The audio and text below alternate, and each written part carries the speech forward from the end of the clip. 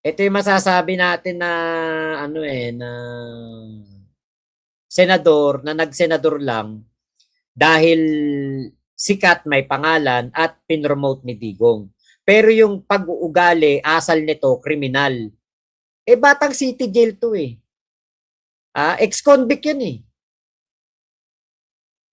Kaya nga gusto ko din kontrahin yung sabi niya, walang kriminal dito sa Senado. Anong wala? Ikaw ay convicted ka. Nabigyan ka lang ng parol o ng pardon. Pero convicted ka. So, ibig sabihin, kriminal ka. Durugista ka nga dati, di ba, Robin Padilla? Ngayon, ito po yung kanilang mainit na sagutan doon po sa Senado ni Kiko Pangilinan. Nilabas yung warrant of arrest kagabi lang, tapos na tayo dito. Yes, that's why this. Na sinabi po na yung warrant of arrest ay tunay.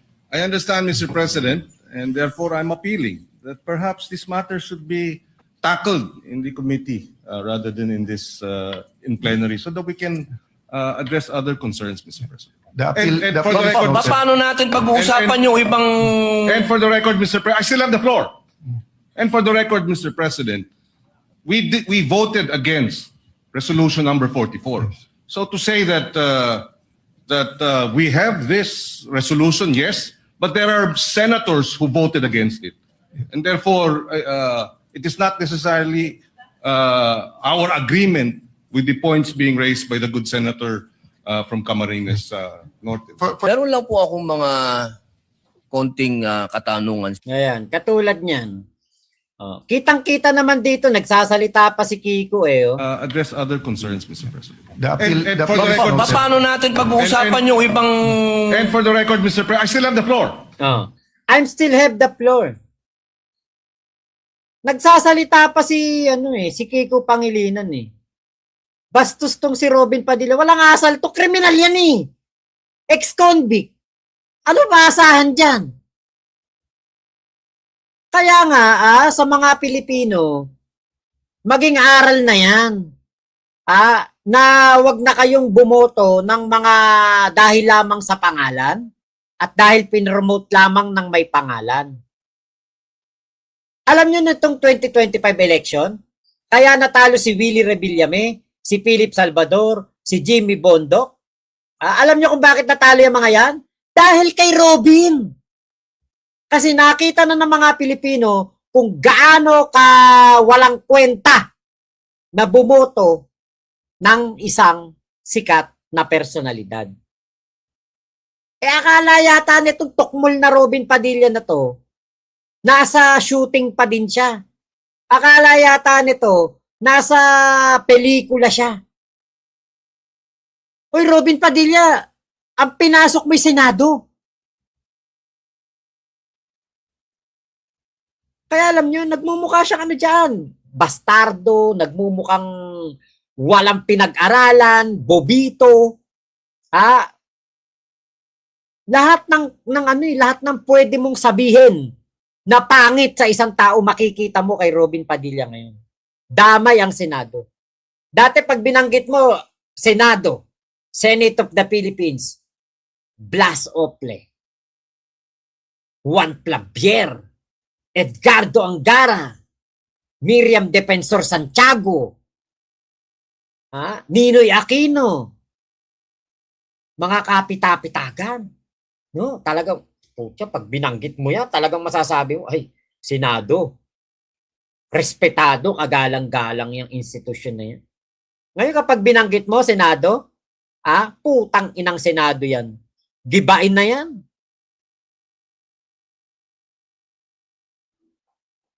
Ang Senado ngayon tanggulan at taguan ng kriminal.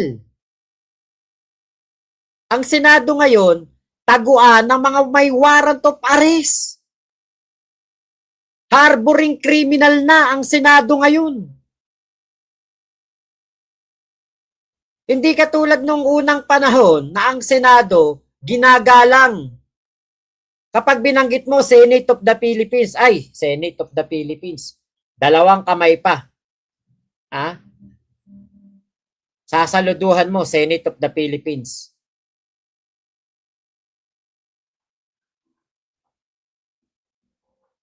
Ngayon, kapag binanggit mo, Senado, putang ina nyo, 13 mga senador, putang ina nyo. Yung mga bumoto kay Alan Peter Cayetano at mga nag-oppose para palitan si Senator Soto bilang Senate President, putang ina nyo lahat kayo, mga senador kayo. Lalo kayo mga Duterte Black kayo. Hindi kayo mga kagalang-galang, kabastos-bastos kayo.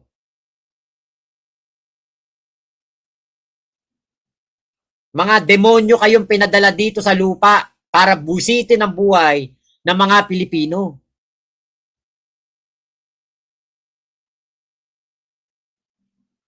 Sarap murahin. Alam nyo, kapag minumura ko Senado, parang, sarap. Para alam mo, mailabas mo yung sama ng loob mo sa mga putang inan to. Lalo na dyan sa Duterte Black na dyan.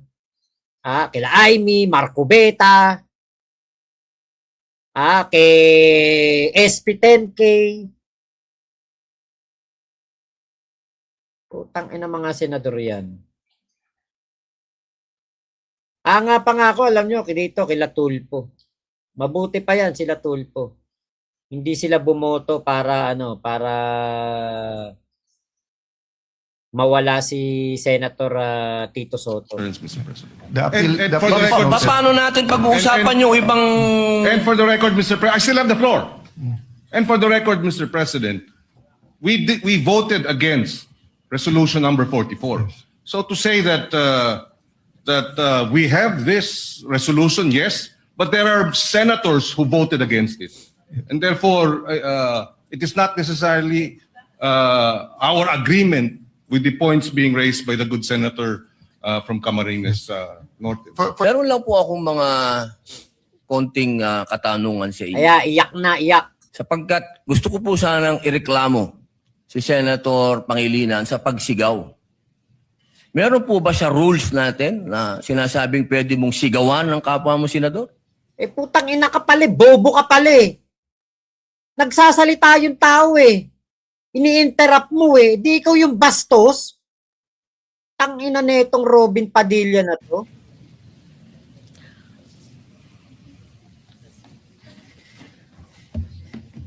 Balat sibuyas. Narinig ko yung malakas na boses ni Senator Kiko Pangilinan.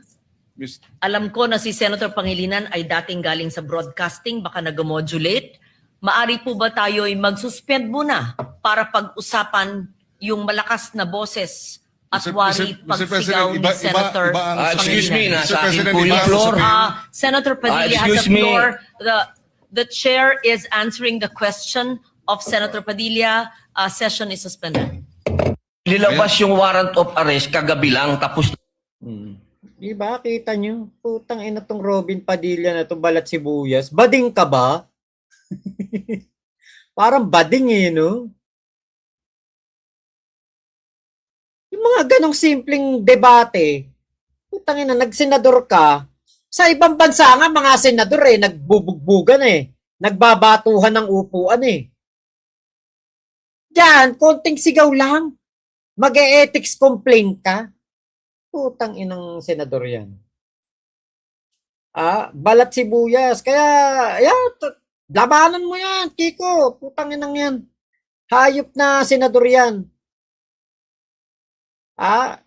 Ang ano pa, ang arte pa. Ito, ang arte dito. Makikita dyan, kita nyo. Kamay. Oo.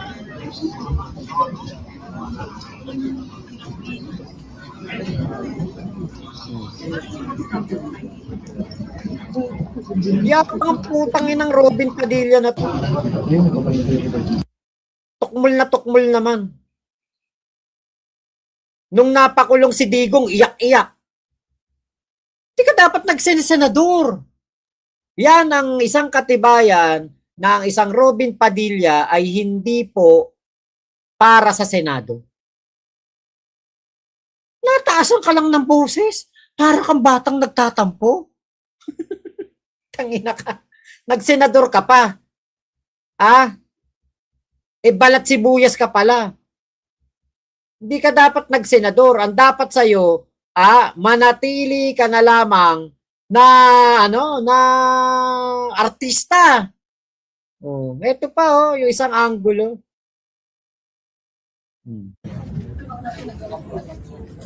Pinapaliwanag na ganyan eh.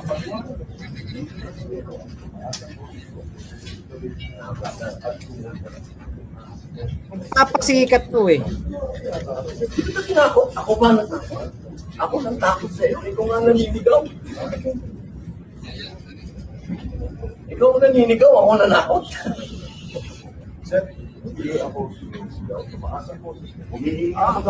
Bitaw ay ba meeting sa'yo ng sigaw at tumaas ang boses? Ang ina mo, akati mo.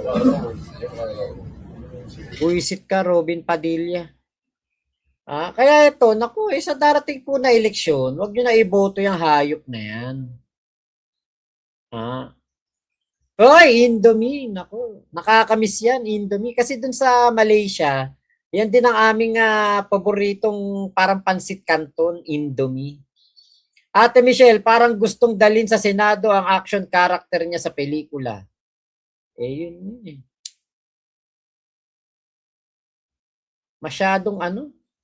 Masyadong nagmamagaling to.